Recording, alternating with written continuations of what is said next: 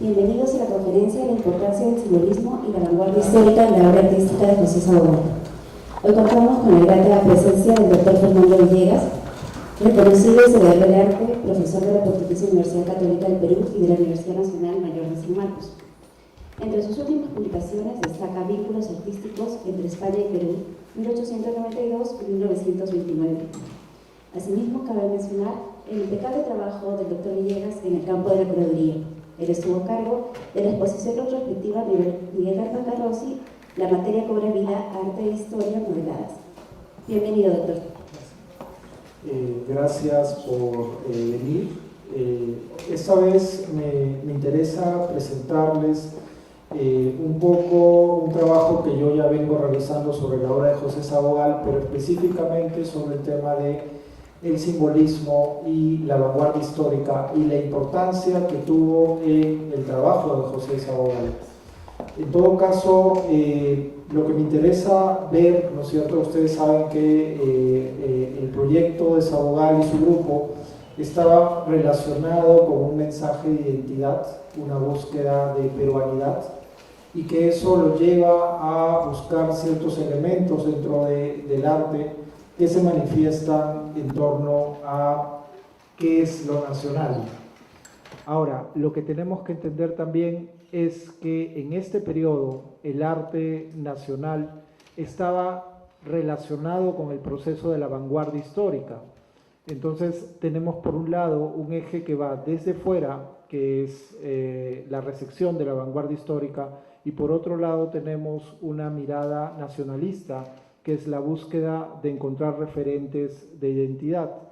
En todo caso, lo que teníamos en el medio local, ¿no es cierto?, relacionado a el proceso entre el simbolismo hacia la vanguardia histórica, era la obra de José María Eguren. José María Eguren es conocido como poeta, también tiene obra plástica, desarrolla fotografías muy pequeñas y está ligado a este tipo de paisajes. Él va a trabajar con Valentina Pagani de Casorati, una artista italiana, a finales del siglo XIX, y después, hacia 1910, está creando este tipo de obras que tienen que ver ya con elementos simbolistas. El simbolismo había nacido en el arte europeo como una reacción al naturalismo y al impresionismo, una posibilidad en la cual se buscaba agudizar la mirada introspectiva de los artistas y poder a partir de esa mirada darnos algunos referentes. Estas son algunas obras para yo un poco contextualizar 1910. Claro que la obra de Eguren es una obra que podríamos considerar aislada en este periodo, porque en la crítica artística estaba Teófilo Castillo. Y hacia 1916 se va a producir una polémica que se va a dar en torno al paisaje entre tres artistas. Por un lado estaba Svetozar Franciscovich, un artista de procedencia argentina que había pintado el lago Titicaca. Estaba Rourauk Sandamberro, que era un artista con tendencias simbolistas y que estaba apoyado por Abraham Valdelomar, por José Carlos Mariátegui, pero el Mariátegui de la Edad de Piedra, que escribía bajo el seudónimo de Juan de Croniquier. Esta obra de Rourauk Sandamberro, es un artista español, fue publicada en Colonilla, que es la revista de Valdelomar. La polémica se desató en torno a la crítica artística. Teófilo Castillo, desde Variedades, dijo que la obra de Oxandamberro no era una obra importante, que era una obra que evadía la realidad y que no necesariamente representaba lo que él manifestaba, que era una suerte de naturalismo e impresionismo, que era lo que él avalaba dentro de la crítica artística y lo que él mismo hacía a través de sus paisajes. En todo caso, Castillo estuvo vinculado a la obra de Franciscovich, y quienes hablaron en la crítica artística a favor de Rourauk Sandamberro fue José Carlos Mariátegui y Valdelomar. El propio Castillo, siendo director artístico en Variedades, puso esta obra de Francesco Sartorelli, un artista italiano, titulada Mañana Gris en Variedades en 1916, diciendo el verdadero naturalismo impresionista que él tenía que defender. Sin duda, si seguimos un poco el desarrollo del arte, podemos seguir lo dicho por Mirko Lauer, cuando aparece el tema de la representación indigenista, o sea, el cambio entre Teófilo Castillo y José Sabogal. Lo dicho sobre el indio es aplicable por extensión al universo rural en su conjunto. El tránsito del paisajismo de la segunda década del siglo, del indigenismo de la tercera y parte de la cuarta, no solo trae la llegada del tema del indio a la pintura, sino también una modificación sustancial de ese paisaje, que pasa a ser un escenario natural a ser un escenario social, en el que cumplen un rol importante la pintura de arquitectura andina. En sí, si nosotros vemos el tipo de paisaje que alentaba Teófilo Castillo, este es el paisaje que hace en 1920, antes de autoexiliarse en Tucumán, Argentina. Este es un paisaje del Huascarán. El propio Castillo en sus crónicas menciona que estuvo en el lago del Huascarán y estuvo en la madrugada para poder captar los efectos de la luz y los contrastes que esto producía frente al agua, a Yanganuco. En todo caso, lo que dice Lauer es que el tipo de paisaje que estaba realizando José Sabogal era un paisaje vinculado a elementos simbolistas, por tanto, construcciones simbólicas. Y en este caso, podemos decir que José Sabogal, ya desde el comienzo de su carrera, hacia 1916, está realizando en Jujuy, Argentina, una primera exposición con temas de paisaje. Es el propio Castillo que lo presenta en Variedades y nos dice: José Sabogal, de quien aquí se inserta el retrato, es otro nuevo pintor nacional que surge en el horizonte argentino. El provincial de Jujuy le consagra entusiastas elogios con motivo de la exposición de sus paisajes. Esto lo está diciendo en 1916.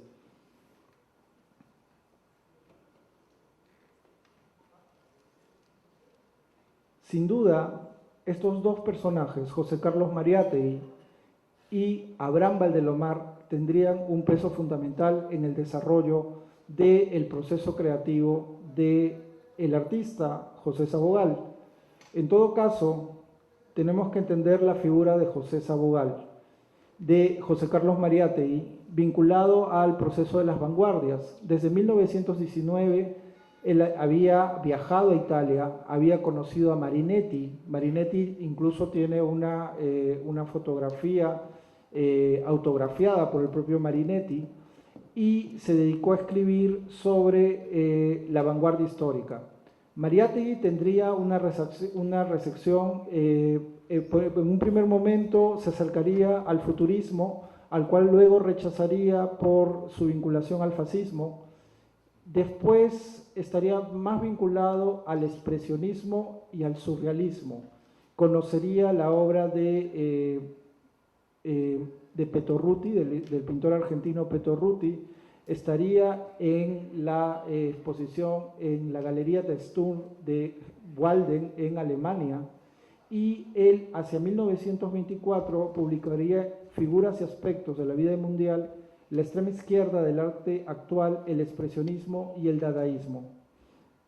En todo caso, tenemos que Valdelomar, o sea, los dos protagonistas de esta crítica que hubo hacia 1916 en torno al paisaje, lo podemos ver también en la figura de Valdelomar. Valdelomar va a ser, de alguna manera, va a ser conocido con José Sabogal cuando José Sabogal está regresando de Jujuy en un viaje que primero está en el sur andino, se queda 6 meses en Cusco. En Cusco, Valdelomar ha desarrollado una suerte de discursos que está dando con temas nacionalistas y con temas culturales a distintas partes del Perú, Y acá podemos ver una fotografía que es donde el conde de Lemos se la está dedicando a José Sabogal, tomada por Juan Manuel Figueroa Aznar.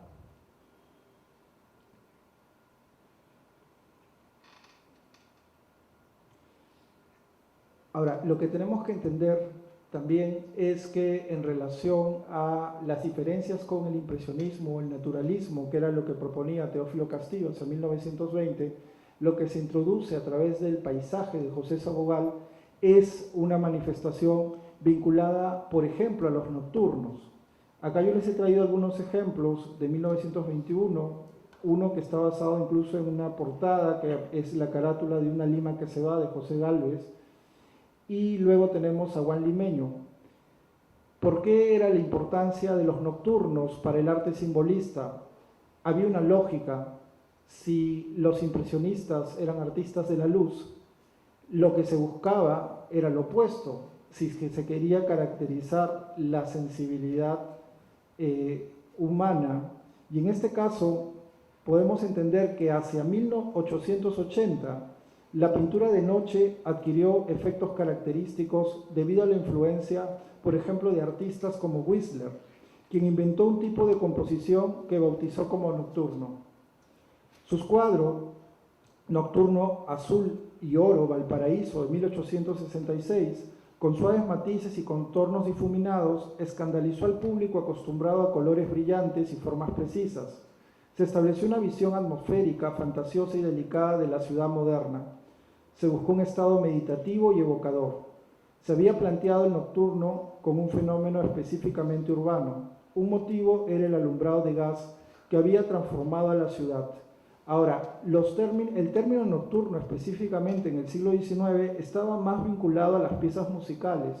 Hacia 1801, Beethoven todavía designaba sonata al claro de luna. Sería el compositor irlandés John Field quien en 1814 estrenó el primer nocturno en Moscú. Entre 1827 al 46, Frédéric Chopin estrenó sus 21 nocturnos. Esto es tomado un poco de una exposición que hubo en España vinculada a los artistas que utilizan la luz y la luz nocturna para sus obras. En sí, otros artistas, por ejemplo, en el caso español, podemos citar a Eliseo Meifrén. Eliseo Meifrén fue uno de los pintores que más cultivó el nocturno, incluso abandonó algunos planteamientos de sus colegas de la Escuela Luminista de Sitges, que nunca quisieron pintar la oscuridad. Otro artista vinculado a la representación de nocturnos fue Darío de Regoyos, quien había conocido a Whistler en 1884 en el Salón de los 20. Cabe mencionar que el Salón de los 20 es un salón vinculado a la esfera simbolista. Los efectos de noche en puertos y playas eran los temas preferidos realizados desde 1885. Acá lo que vemos es la presencia de los elementos simbolistas. Esta es la primera exposición. Este cuadro, el Tambo Nocturno, les he puesto el costo del cuadro porque en realidad no era un precio menor. Paisaje estridente en apariencia, pero refinado, es lo que le dijo Teófilo Castillo en 1919 a este nocturno presentado por José Sabogal. Otros ejemplos, de 1921, el Patio Azul. Para entender lo que nos menciona Lauer, de que los paisajes en Sabogal se vuelven convenciones, hay que entender que muchos de los paisajes van a estar dentro de esta narrativa. La plaza central, alrededor las construcciones arquitectónicas y detrás un paisaje montañoso. Ese es un elemento compositivo que van a aparecer recurrente en varias de las obras de José Sabogal, y otra cosa, los personajes generalmente de espaldas. Acá tenemos otra obra. Yo lo que estoy haciendo ahorita es un recorrido por los paisajes de José Sabogal. Esta es La Puna de 1939. Pero el paisaje adquiere también sentidos de carga ideológica, porque la obra de Sabogal es eminentemente ideológica y era justamente el simbolismo el que privilegiaba la idea por encima de la copia naturalista de la representación. Esta es la iglesia de Chihuahua, Arequipa, la ciudad de Arequipa serviría a José Sabogal para, de alguna manera, evidenciar la propuesta de un mestizaje arquitectónico a través de la arquitectura, tanto de Cusco, pero específicamente en Arequipa, porque para Sabogal la arquitectura en Arequipa representaba la síntesis de ese mestizaje, o obras vinculadas a Tambo Colorado en relación al mundo del Perú antiguo. Acá podemos ver esta noción de mestizaje que es bastante clara en este paisaje que es de naturaleza con elementos arquitectónicos. ¿Por qué? Porque es la vista de Cusco y Sacsayhuamán, pero vemos la representación de una cúpula vinculada a elementos renacentistas, o sea, de origen occidental, pero al costado está la representación de elementos incas vinculados a Sacsayhuamán, y es esta relación entre por un lado lo occidental y por otro lado el Perú antiguo, lo que hace el proceso del mestizaje, que es un elemento central en el caso de Sabogal desde 1925. Acá podemos ver otros paisajes, estos vinculados ya a la costa peruana, el desierto de Sechura, 1951, Sembríos Andinos, Huayna Picchu de 1954. Acá incluso podemos reconocer elementos cubistas. Ahora, estos elementos simbolistas que aparecen en la obra de Sabogal, también tenemos que entender que aparece en los elementos vinculados a el tipo de composición que él está utilizando para elaborar sus obras. Son composiciones que tienden a la planimetría. En este caso hay una superposición de planos, que es propio también del desarrollo moderno del arte en este periodo. La alegoría de Bolívar del 50 es claramente alegórica, o la representación de la procesión del Señor de los Milagros. En este caso, lo que me interesa ver también es algunos referentes que la crítica de arte habló cuando José Sabogal expuso por primera vez en Brandes en 1919 en Lima.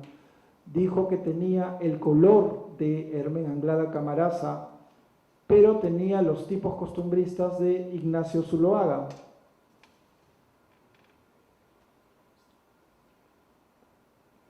Quería mostrar, pero no voy a poner esta referencia que Sabogal lo hace en los años 30, está vinculada a otro elemento que es importante en la obra de José Sabogal.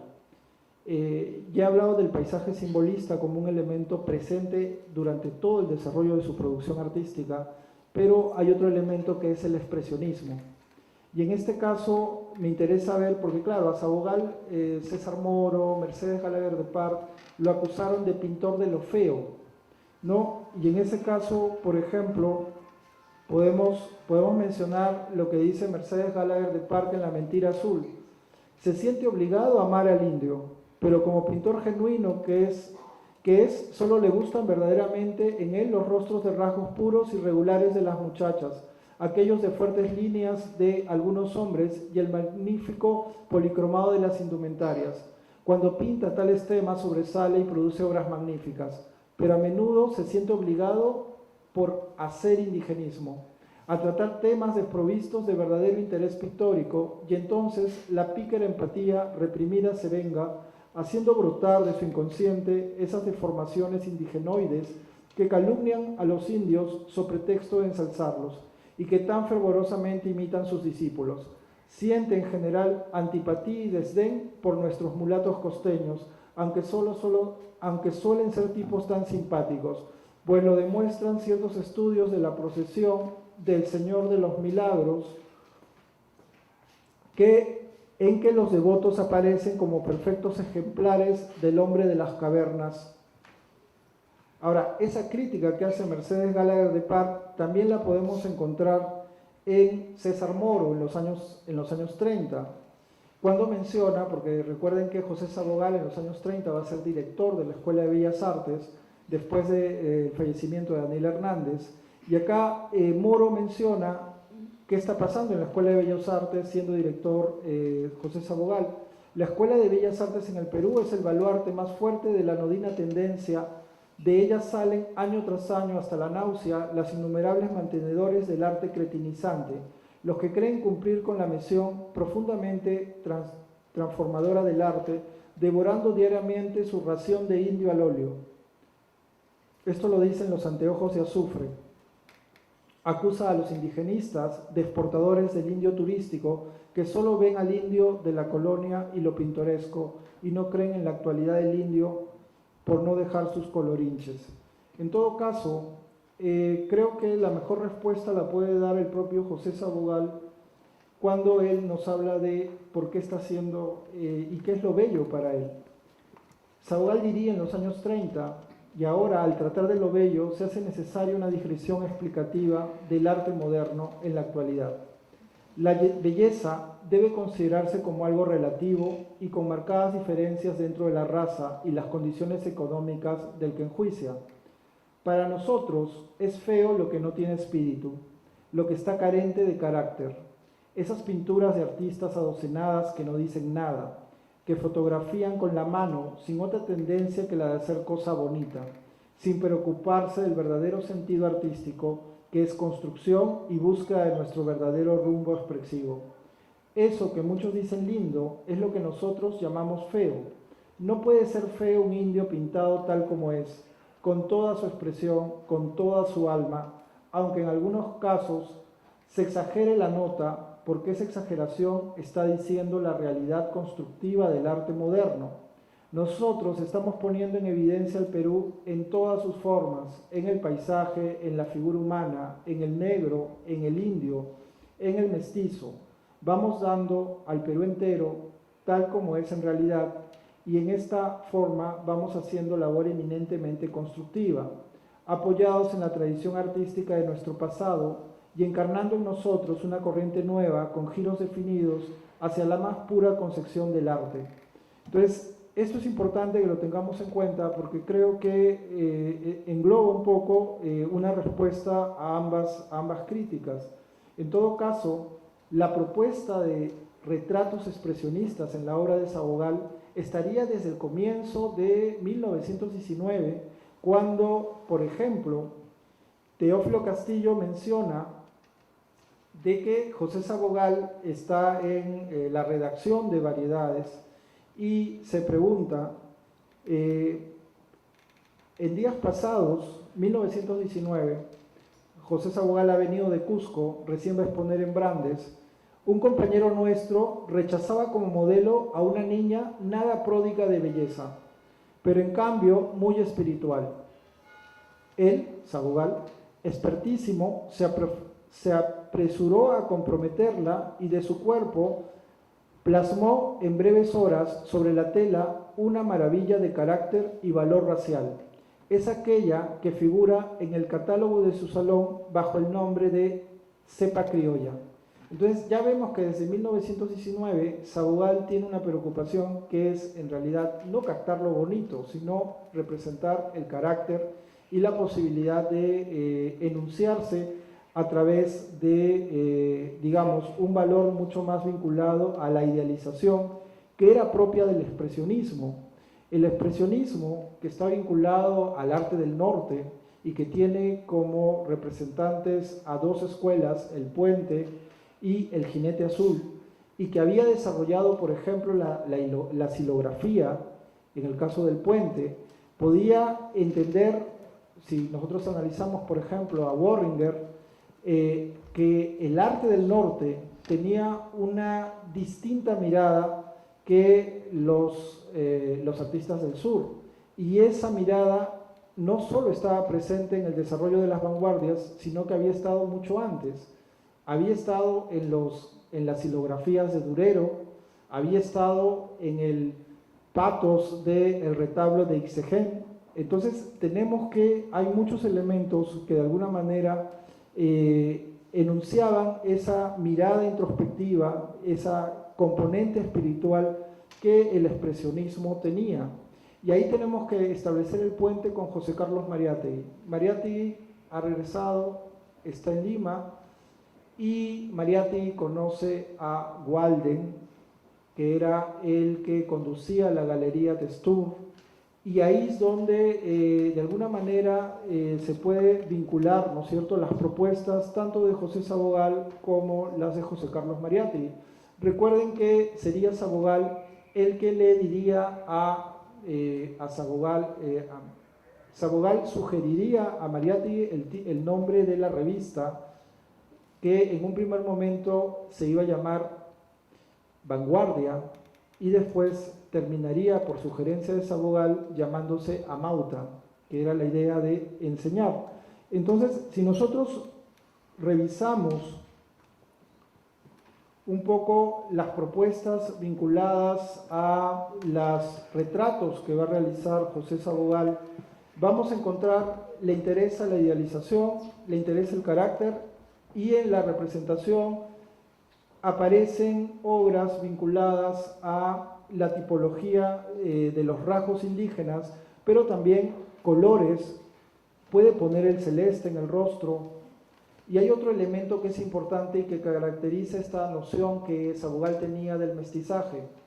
Yo les he puesto la fotografía del personaje representado, este es Luis Alberto Sánchez en 1927, pero lo que vemos es que hay una diferencia notoria entre la imagen fotográfica y el retrato. Sabogal indigenizaba a sus retratos. ¿Por qué indigenizaba sus retratos? Acá pueden ver a su discípulo Enrique Camino Brent, es 1931, y vemos que el retrato de Sabogal tiene pómulos salientes y tiene una nariz aguileña más vinculada al mundo indigenista. Había una noción de complementariedad en la obra de Sabogal. Sabogal buscaba que los peruanos tuviesen una noción o una sumatoria del mestizaje. Entonces, aquellos artistas que de alguna manera fenotípicamente podrían ser blancos, eran representados con sus características indígenas como parte de esa peruanidad. Es como somos parte de distintas razas, o sea, somos una mezcla de varios elementos. Esto también se puede ver, por ejemplo, en unos comentarios que hizo una alumna de la Escuela de Bellas Artes. Ella menciona, le están haciendo una entrevista en los años 70 en Caretas, pero ella ha sido alumna de Daniel Hernández, de Jorge Binatea Reynoso y de José Sabogal. Ella estaba pintando a su hijo. Recuerdo un día cuando llevé a la escuela a mi hijo, lo estaba retratando con un abriguito verde. El maestro Hernández y Binatea me dijeron que estaba bien, que no le hiciera nada más. Sabogal vino y me pidió la paleta. Se la di. Cogió el pincel y de un brochazo le cambió la nariz a mi hijo y se la dejó convertida en una de esas narices de sus indios. El pequeño se puso a llorar. Esto lo dice Carmen Rosa Jaramillo de Infante, que es una discípula de Hernández en los años 70, pero desde sus memorias, ¿no es cierto? Entonces, lo que tenemos que entender es que en Sabogal tenemos ambas cosas, ¿no es cierto? Lo que yo les expliqué al comienzo es que la vanguardia histórica viene al Perú, pero nuestra vanguardia es particular, porque nuestra vanguardia dialoga con sentimientos de identidad y de peruanidad que son propios en la obra de Sabogal, en los retratos de Sabogal. O sea, sí hay elementos formales expresionistas, pero por otro lado hay un sentido de buscar en estas representaciones modelos de identidad.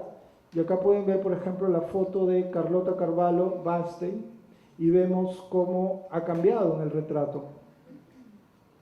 Entonces, es un poco estas miradas, ¿no es cierto?, que son presentes en las obras.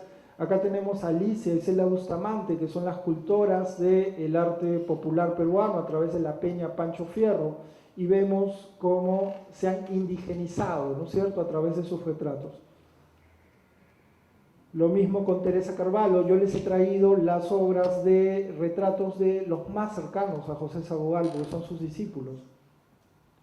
Y lo mismo va a aparecer, por ejemplo, en el tema de los colores, ¿no es cierto?, que son importantes en los referentes vinculados a ese arte expresionista, porque a José Sabogal lo que le interesa no es copiar el literal, no es copiar lo bonito, sino en sí es plasmar el carácter. Y en este caso, por ejemplo, Perfil Huanca, 1937, justo es en la época en la cual Moro habla de la ración de indios, ¿no es cierto?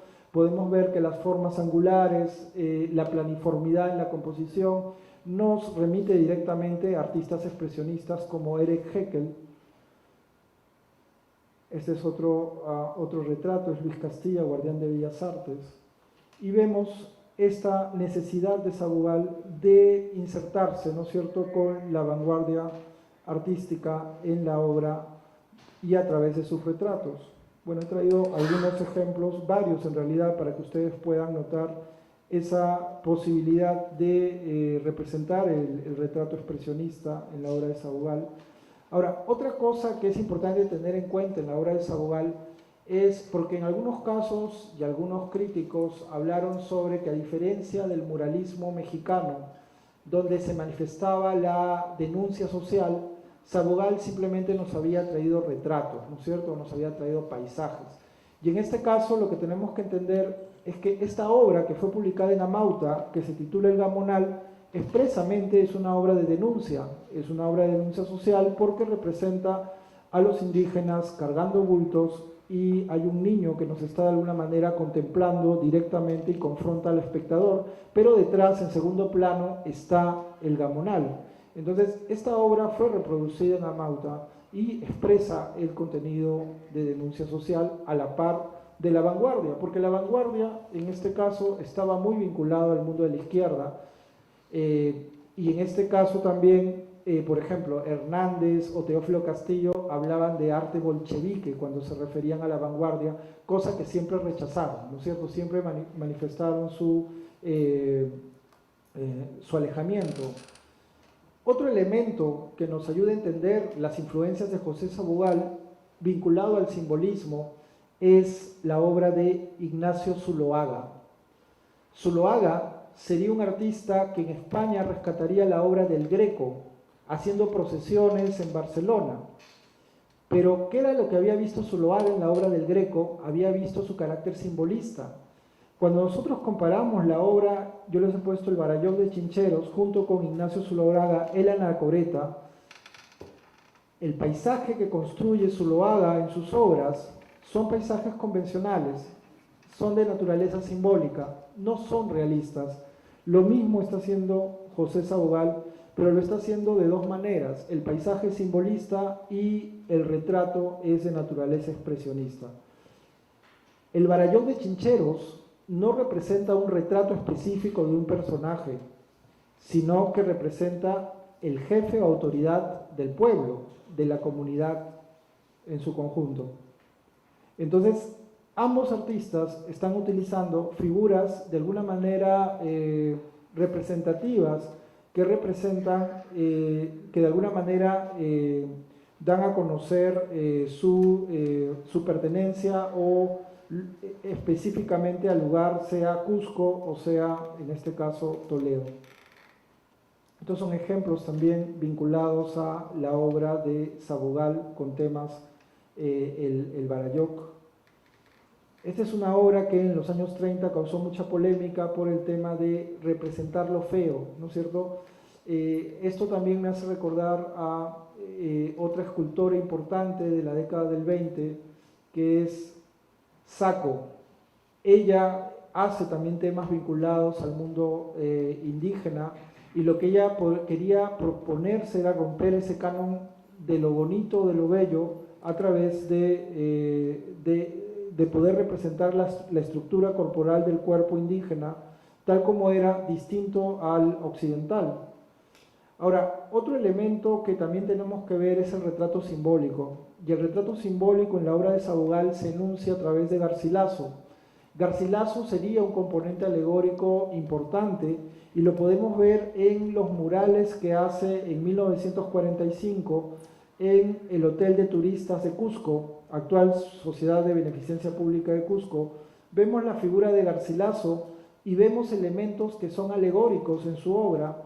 Por ejemplo, la presencia de caballos, la presencia de una columna, la presencia de la cúpula, y por el otro lado, los elementos de arquitectura pétrea inca o la representación de la vicuña o el puma. Garcilaso sintetizaba el mestizaje porque era la mezcla de ambas partes. Eso también se va a dar en este retrato con claros símbolos cubistas, nos recuerda un poco la señorita Saviñón, y en este caso el propio retrato del personaje de Garcilaso es una síntesis simbólica de lo que representa el proceso del mestizaje. Por un lado está la pluma que escribe los comentarios reales y por otro lado está la representación de un indígena. Fíjense el detalle de que de la mano indígena sale la flama o la iluminación para poder escribir por la otra mano.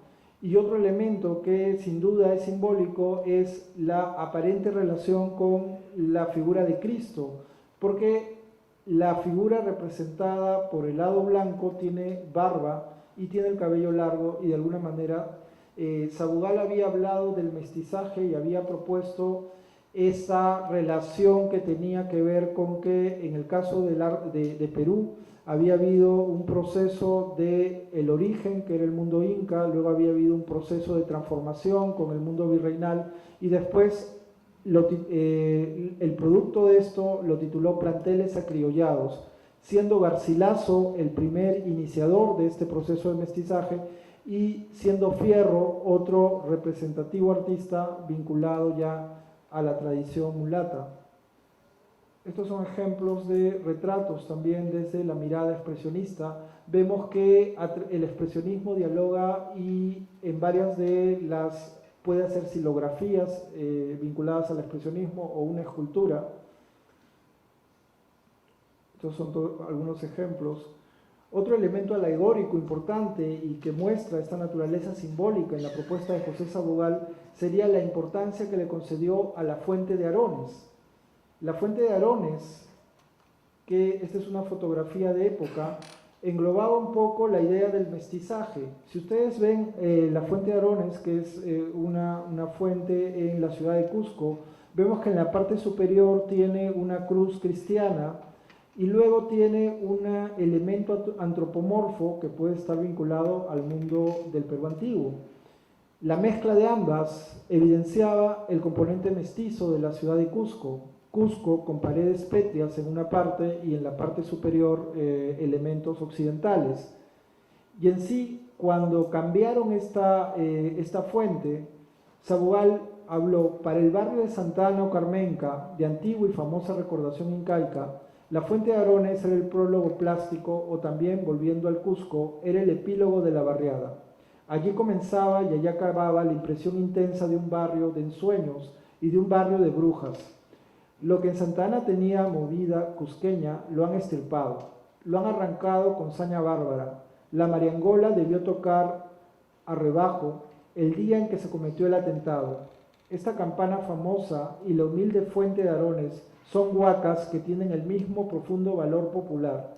¿Qué contraste más grande con la insulsa fuente de la Plaza Mayor?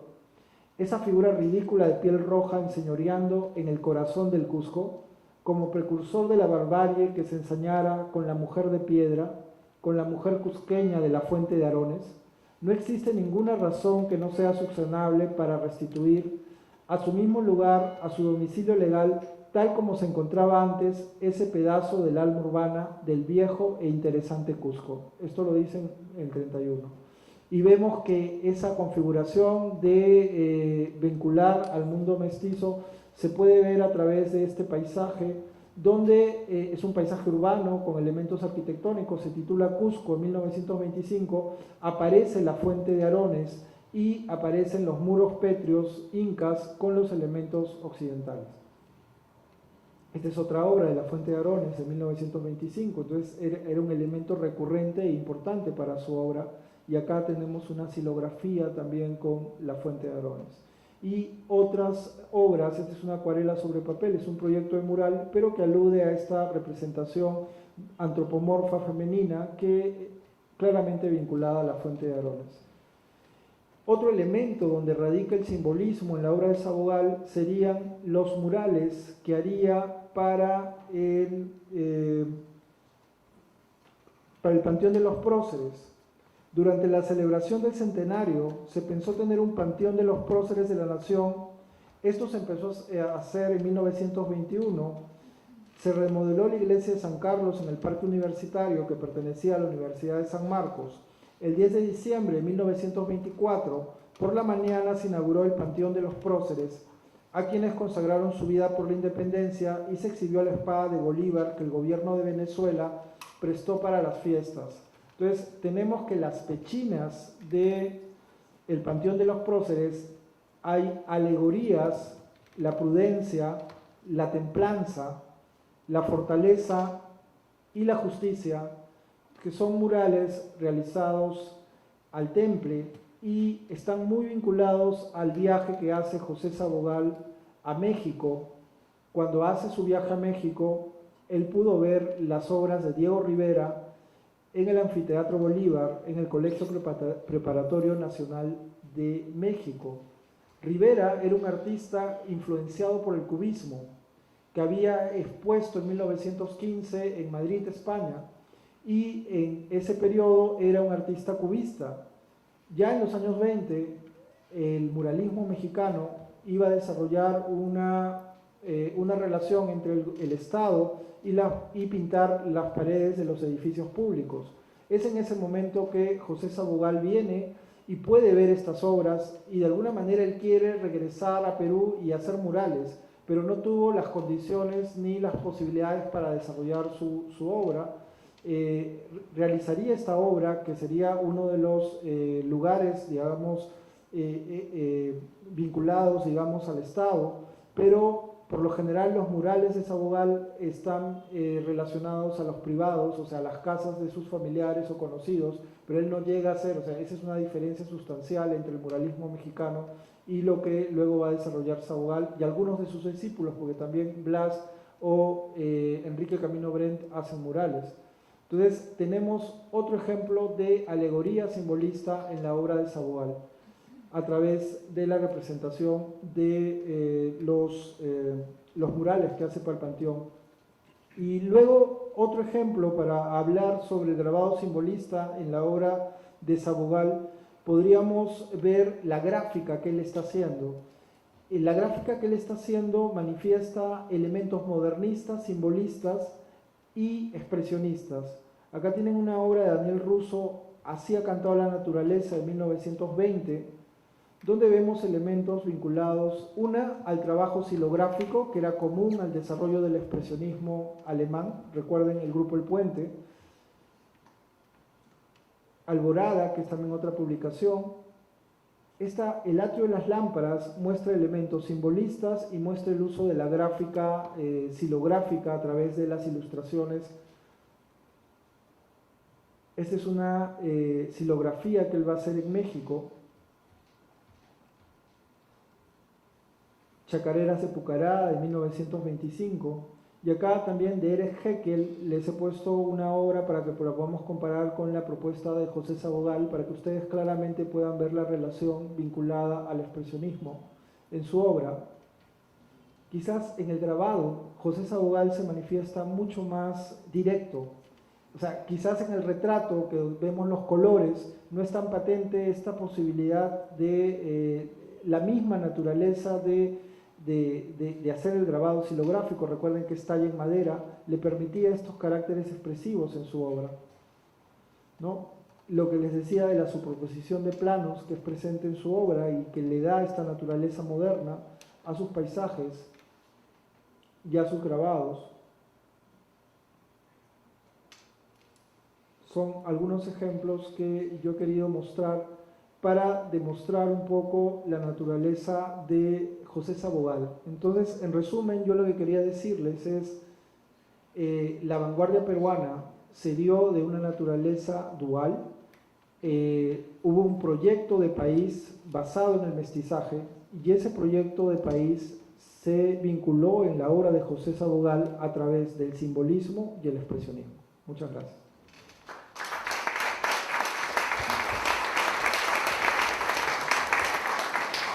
¿Tienen alguna pregunta? ¿Alguna pregunta? Bastante interesante su charla. Yo quería hacerle 3 preguntas. La primera, ¿pintó sobre metal? ¿Hay alguna pintura sobre metal? Sabogal. Hizo litografías sobre el metal. En los años 50, pero no recuerdo que haya hecho sobre metal. ¿Cuál es el formato más chico y el formato más grande que tiene Sabogal?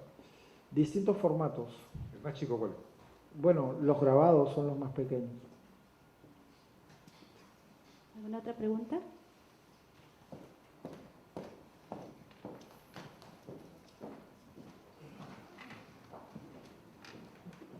Agradezco su exposición. Mire, yo soy cholo y en esta hora que he estado acá me deprimo. Me viene un pintor, Sabogal, y enseña lo feo de nosotros. En una época en que estamos en la filosofía aspiracional, en que todos quieren ser bellos, porque la belleza produce placer, pues, desarrollo. En cambio, lo otro produce depresión. Todos queremos evitar ser cholos. De ahí que el racismo se impone, pues, con fuerza, ¿no? Y está remarcado. Ahora, eso de Sabogal, la época de Sabogal, representa al cholo que no somos. Los cholos somos emprendedores, campeones mundiales, ¿no? Y grandes, es un país grande. Si es que volteamos y alejamos a Sabogal de nuestra educación, me parece que sería un éxito. Y más bien exaltar lo bueno que podamos tener y no agudizar más el contraste para que se diga, tenemos razón en despreciar al cholo de M, porque mira qué horrible, qué feo, dibujado en cororinches, dibujado de espaldas, de una arquitectura en que estaba pues la maravilla del Palacio de Versalles, y acá estábamos atrasadísimos, primitivos. Qué manera de deprimir. Eso es lo que quería comentar. Otra cosita, ¿por qué? Es que cuando Mariátegui se acerca a él y se conocen, ¿no? Las ideas de Mariátegui no pudieron calar y hasta ahora estamos padeciendo de que Mariátegui, que tenía un proyecto para el Perú, no se ha podido realizar. Digamos, el tema de lo feo y el tema de lo bello, ¿no es cierto? Ese es un tema que en realidad es un tema que tiene que ver y que tenemos que pensar en el concepto de lo moderno. Y el concepto de lo moderno, yo pensaría en Goya, ¿no? Y pensaría en que cuando se habló de Goya y cuando Goya empieza a hacer las series de La Quinta del Sordo, él empieza a explorar otros elementos de la naturaleza humana, como la soledad, la rabia, la locura. Y la pregunta sería, ¿el arte solo tiene que expresar lo bello? Entonces, respondiendo un poco a la pregunta sobre Versalles, ¿no es cierto? Lo interesante de los modernos es que empezaron a descubrir otra estética que era el aquí y el ahora. Esa naturaleza de pensar en el aquí y el ahora les empezó a hacer entender de que el arte tiene la capacidad de representar todos los aspectos de la naturaleza humana, y nos guste o no nos guste, no todo en la naturaleza humana es bella.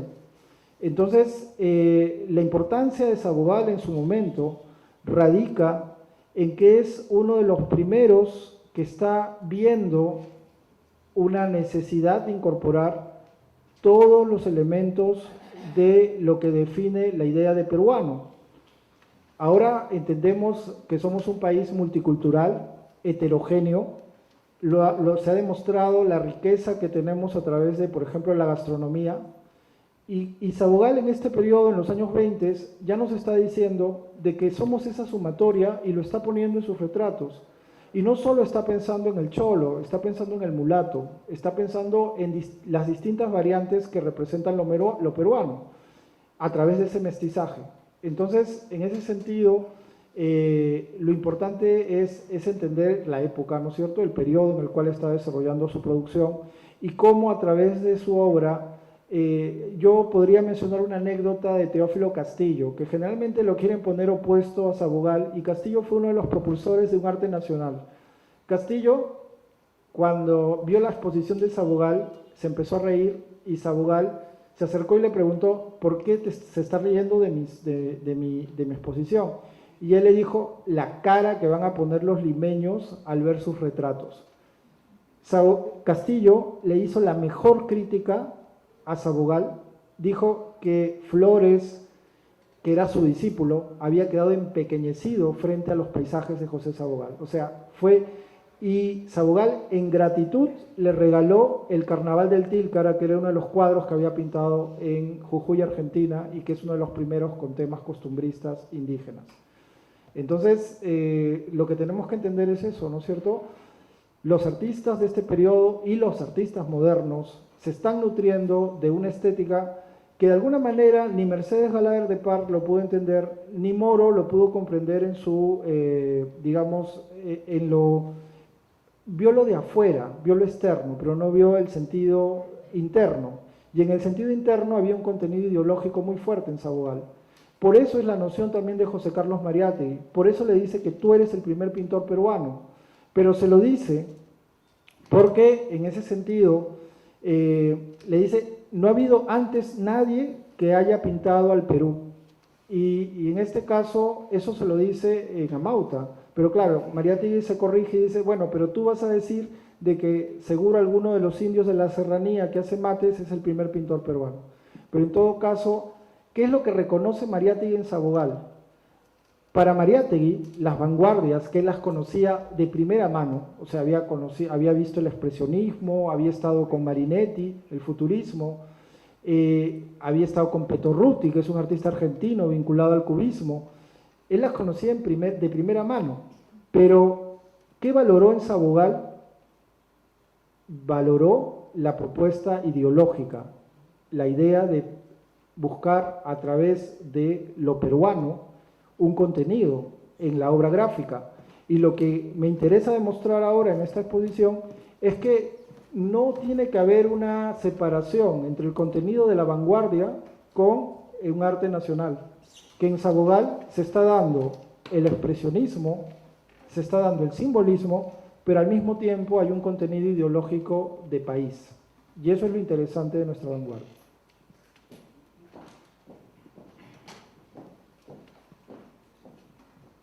Buenas noches, gracias por la exposición. Mi pregunta va en el sentido ideológico. ¿Cree usted que tiene futuro la propuesta ideológica de Sabogal en estos días? Y para futuro ese es uno. Ahora, con la parte, digamos, en la parte de que él ve la belleza en lo indio y lo, digamos que indigeniza a los discípulos, ¿no? Yo he visto mucho en sus pinturas que, no sé si estoy equivocado, pero usted cómo lo ve, esa sería mi pregunta, ¿no?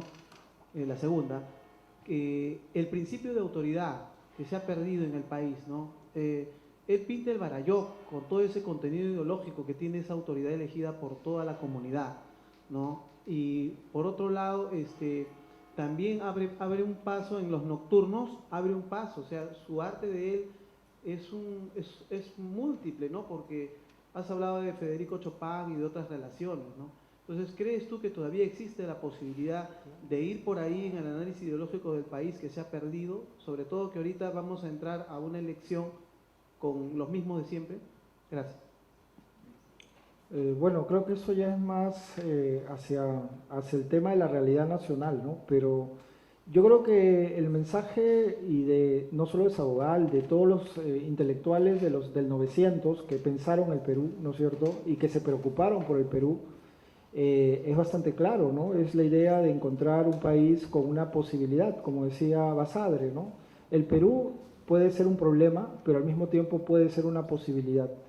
Y en ese sentido, creo que los intelectuales del 900, y en ese caso José Sabogal, nos proponen una mirada de un Perú heterogéneo, de un Perú que no olvida su cultura y que sí puede dialogar con el mundo europeo sin necesidad de ser lo que somos.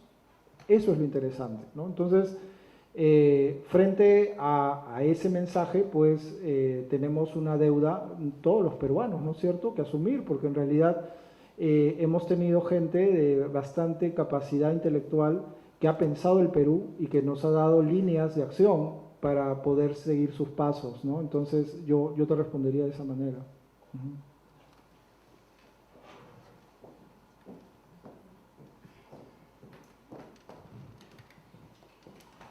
Sí, muy buenas noches. Usted habló al comienzo, hizo referencia en Sabogal, me parece que expresaba, bueno, sobre sus viajes a Argentina, Jujuy, también dijo de Tucumán, ahora que está en boga de lo que son los exilios. Usted dijo de que se autoexilió en Tucumán, eso no sé. Castillo. Por Castillo. Teófilo Castillo. Me equivoco. Ya, esa era la observación, gracias. Sí. Bueno, si queremos hablar de exilio en José Sabogal, Sabogal cuando crea el Instituto de Arte Peruano en el 31 y en el 46 como que de alguna manera lo han aislado en la Escuela de Bellas Artes, él empieza a trabajar con sus discípulos en el Museo Nacional de la Cultura Peruana y es un trabajo, van a ser casi 250 acuarelas, van a ser la colección oficial de arte popular porque van a recorrer todo el sur andino, Sabogal va a publicar obras, pero podríamos decir que era una especie de exilio, un exilio interior a través del museo, porque en realidad el proyecto continuaba, pero era un proyecto cerrado, ¿no es cierto? Buenas noches y gracias por la exposición. Sí, quería consultarles que cómo es que José Sabogal tuvo éxito en ese contexto en el que la sociedad limeña apreciaba más el arte europensante, se podría decir, y como bien señala Sabogal en una entrevista en una revista chilena, una sociedad que miraba más a mar afuera que mar adentro. Bueno, hay una frase de Humboldt que dice que Lima está más cerca de París o de Londres que de los Andes, y esa era una mentalidad en el siglo XIX. Pero en torno a la idea de nación, ya tenemos desde Teófilo Castillo en la crítica artística en el 900, que está apelando a un arte nacional. Él viaja al sur andino y hacia 1917 ha descubierto el color en el sur andino y les dice, a pesar de las críticas que hay, a los jóvenes pintores, vayan al sur y pinten esos paisajes. Entonces él empieza a hacer una valoración del paisaje con contenido nacional. Entonces, la recepción de Sabogal creo que ya estaba preparada por Castillo. O sea, Castillo había preparado la idea de un arte nacional. Y es el propio Castillo el que le da el espaldarazo cuando hace la exposición en Brandes. Ahora, esto fue cambiando poco a poco. O sea, digamos, el propio Arguedas en los años, cuando él está estudiando en la costa, es discriminado por hablar quechua. Entonces, paulatinamente es como el proceso migratorio hace que Lima se vuelva más el Perú, ¿no es cierto? Y eso es lo que de alguna manera después va a reflejar José Sabogal, ¿no? O sea, Sabogal en los 20 ya está hablando de un Perú de distintas tradiciones y de distintas herencias culturales, ¿no? Entonces, yo creo que es eso, ¿no? Lo que hace que tenga una recepción importante en la década de los 30, pero solo lo va a tener entre los 20 y los 30, porque en los 40 viene nuevamente el universalismo, viene Ricardo Grau y vienen otras posturas que empiezan a enmarcar la obra de Sabogal como turística, folclórica y ya no de naturaleza universal. ¿Qué concepto de indigenismo manejaba Sabogal? Porque si yo leí, no sé, en ese entonces, o sea, la definición de indigenismo variaba entre época y época, y eso es lo que quería preguntar.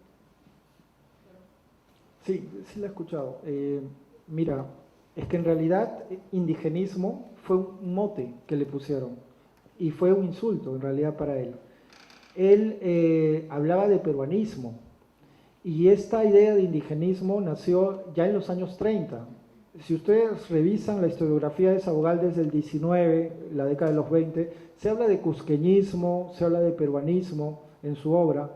Y indigenismo nace justo con César Moro, nace en los años 30 cuando él es director de la Escuela de Bellas Artes y era para decir pintor de indios, pintor de lo feo.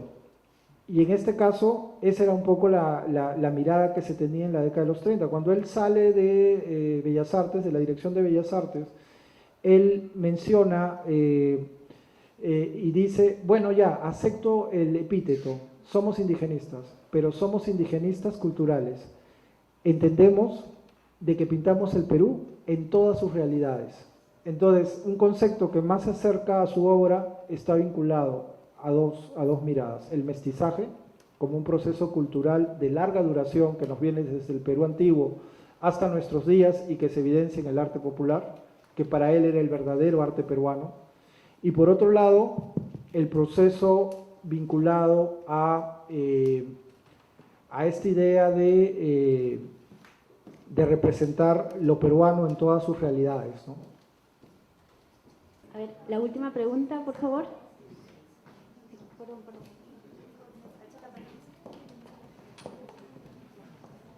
Quisiera saber si usted ha hecho algún estudio específico sobre el Baralló de Chincheros. Es una pregunta. Y la otra pregunta es, ¿qué opina sobre el neoindigenismo que se está dando acá en el Perú? Con toda esta explosión de la gastronomía. O sea, el indigenismo no se va a, ¿cómo se llama?, a hacer como antes, ¿no? Ahora, las nuevas expresiones indigenistas, la selva, todo esto que está yendo a Arco, ¿qué opina de todo eso? Bueno, es una pregunta vinculada más a, bueno, lo primero es que sobre el Baralló de Chincheros, ¿no es cierto? En sí el Baralló de Chincheros, y eso ya se ha visto, estaría muy vinculado a esta idea de una continuidad. Si ustedes comparan el Baralló de Chincheros con la obra de El habitante de las cordilleras de Francisco Lazo, pintado en 1855, pueden darse cuenta que ambas tienen un carácter simbólico, porque ambas representan la idea del indio. En el caso de Sabogal, él muestra un ceramio moche, muestra el traje contemporáneo de la época de Surandino, que él ha visitado en 1849, y un rostro en sombra, ¿no?, que no sabemos exactamente, pero ahí lo que él está poniendo es la idea de un indio desde el pasado hasta un futuro que él no, con este rostro desdibujado, no nos dice exactamente quién es. Sabogal hace lo mismo con la representación del Baralló de Chincheros. Lazo anuncia a Sabogal. ¿Por qué? Porque en el caso de Sabogal, lo que se está mostrando en el Baralló de Chincheros es un paisaje simbolista, porque el paisaje que está detrás es la ciudad de Cusco, pero al mismo tiempo está representando al Baralló como principio de autoridad. Es el jefe, el que dirige, el que decide en el pueblo, en la comunidad. Y en este caso está representado con la vara de mando, pero esa vara de mando tiene una tradición en el tiempo, y esa tradición se remite a la Puerta del Sol de Tiahuanaco, al dios de las varas. Entonces ahí también vemos esa continuidad en el tiempo, ¿no?, que es lo mismo que mostraba Lazo.